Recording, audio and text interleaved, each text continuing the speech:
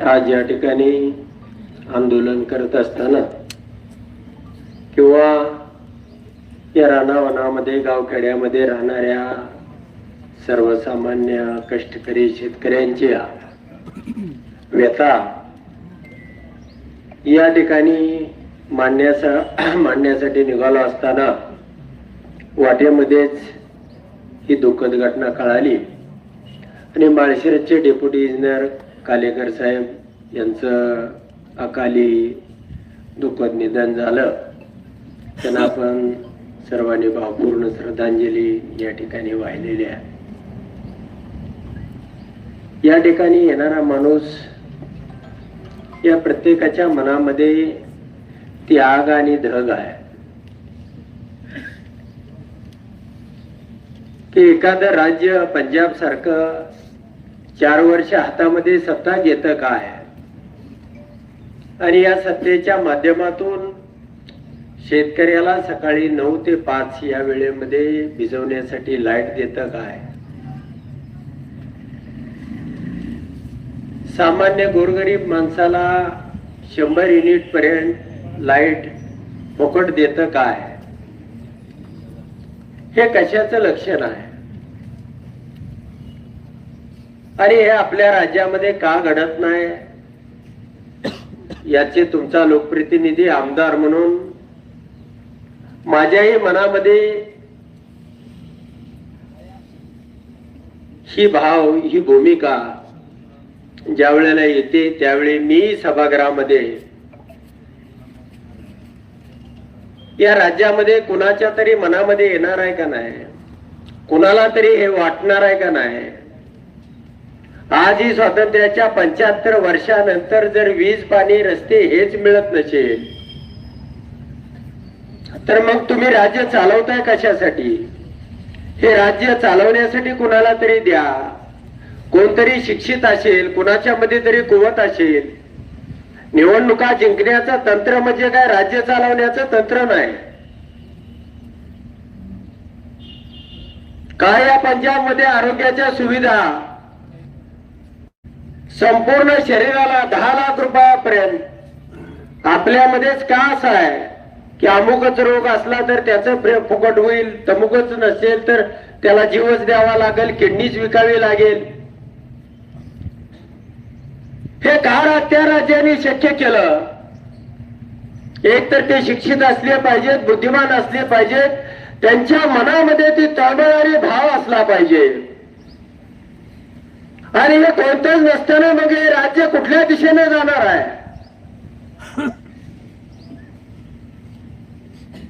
जर सामान्य माणसाला संध्याकाळचीच लाईट लागते, संध्याकाळी 6 ते 10 या वेळेमध्ये जर लाईट नसेल तर मग या राज्यामधलं सरकार नावाची गोष्ट जिवंत आहे का नाही? मग तुम्ही काय निर्मिती केली, काय नियोजन केलं, काय आम्हाला दिलेलं आहे? सरकारचा कुठलाही दवाखाना कोण ऑपरेशन करायला त्या ठिकाणी जातोय? अरे ज्या गोरगरिबाला कुणाला चांगल्या शाळेमध्ये शिकवण्यासाठी पैसे नाहीत, मोलमजुरी करून खातायत म्हणूनच ते मराठी शाळेमध्ये आहे. काय त्या मराठी शाळेची अवस्था आहे? सरकार नावाची गोष्ट जिवंत असल्यानंतर आपल्याला जर या सरकारी शाळेमध्ये मुलगा घालू वाटत नसेल, एखाद्या अकलूजच्या सरकारी दवाखान्यामध्ये किंवा माळशिरसच्या सरकारी दवाखान्यामध्ये किंवा सोलापूरच्या सिव्हिलमध्ये किंवा ससूनमध्ये जर एखाद्याला मी कितीही खात्री दिली की तुला काय होणार नाही, तू दुरुस्त होशील, तुला फुकट ऑपरेशन करून देतो, तर आमदार साहेब तिथनं माणूस जिवंतच माघारी येत नाही. ही सरकारी दवाखान्याची अवस्था आहे. गरीबातला गरीब सुद्धा माणूस. मग तुमच्या सरकारी शाळा नीट नाहीत, सरकारी आरोग्याची सेंटर नीट नाहीत, मग सरकारचं काय चांगलं आहे? वीज नीट नाही, सरकारच्या फक्त नोकऱ्या चांगल्या आहेत तुमच्या, बाकीचं काहीच नाही. काय सामान्य काय सरकारचं तुम्हाला चांगलं वाटतंय मला सरकार नावाची चीज या राज्यामध्ये कुणाच्याही मनामध्ये हे राज्य चालावं, प्रगतीकडे जावं, ह्या शेतकऱ्याला सुखाचे दिवस यावेत. अरे डासानं फोडून फोडून माणूस ते शिंदे काकू पुरदावड्याच्या आल्या होत्या, त्यांच्या हातावरती मी अक्षरशः पाहिलं सुई एवढी सुद्धा जागा नव्हती, इतक्या डासाने फोडून काढलं होतं.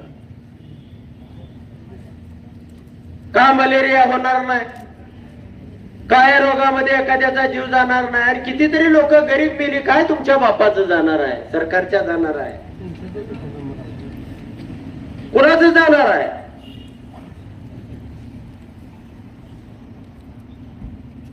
आणि जर तुम्हाला या लाईटचं नियोजन करता येत नसेल, तुम्ही एकदम लगेच ती 30 एम्पियरच्या पुढे गेलं की बंदच झालं पाहिजे. अरे सुरुवातीला 50 एम्पियर द्या, त्यानंतर तुमची प्रगती करा, कुठं शेगड्या काय हिटर वगैरे असतील ते काढा. तुम्ही काहीच काम करणार नाही, फक्त पगारच खाणार.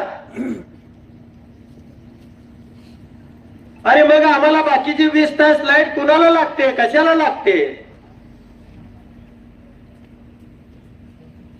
घरामध्ये माणसं उकडून मरायला लागली, मच्छर चावतायत, झोपता येत नाही, जेवता येत नाही, अभ्यास करता येत नाही, स्वयंपाक करता येत नाही. अरे काय दिसत नाही, धारा काढता येत नाही. 10-20 गुरं घेतलेले, नवरा बायकोचे भांडण, त्या ठिकाणी कोण धारा काढणार? काय परिस्थिती घराघरामध्ये तुम्ही भांडे लावले, नवरा बायको मध्ये लावले. ही परिस्थिती तयार झाली गाव रानावनामध्ये, वाड्या वस्त्यावरती.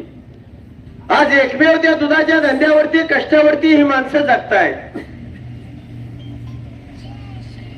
तुम्ही 8 तास लाईट देतो म्हणला, अरे आहे का 4 तास?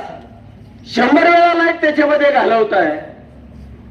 किती वेळा ट्रिप होते? अरे बंद पडले तर करून बघायला जाता का? तार तुटली तरी बघता का? झाडात गेले का बघता का? फटा तोडावा पाहता का? काय करत नाही. त्याची त्या दिवशी गेलेली लाईट गेली, परवा संध्याकाळपासून पिली विभाग बंद आहे. काल दुपारपर्यंत कुणाचा मोबाईल रिचार्ज काही करता येत नाही. अरे मांडणार कुठं, कुणाकडे मांडायचं? कधी हे सरकारचं डोळा हे MSCBचं सबस्टेशन पिटवून देऊन याचा 1000 फूट वर गेल्याशिवाय ह्या सरकारला दिसणार आहे का नाही?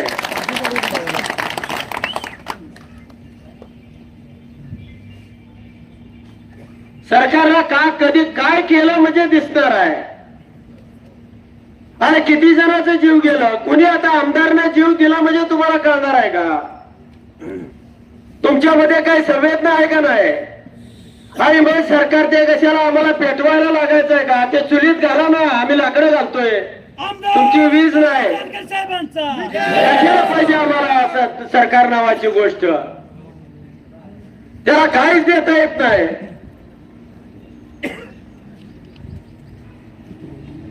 आणि म्हणून तुम्हाला या ठिकाणी मी वॉर्निंग देतोय, येणाऱ्या 5 दिवसामध्ये तालुक्यामध्ये टप्प्याटप्प्याने एक बी गावामध्ये एक बी रानातली सिंगल फेजची वाडी वस्ती एक पण घर अंधारामध्ये राहता कामा नये. 6 ते 10 वाजेपर्यंत तुम्ही पहिल्यांदा 50 एम्पियर पर्यंत लोड सेट करा.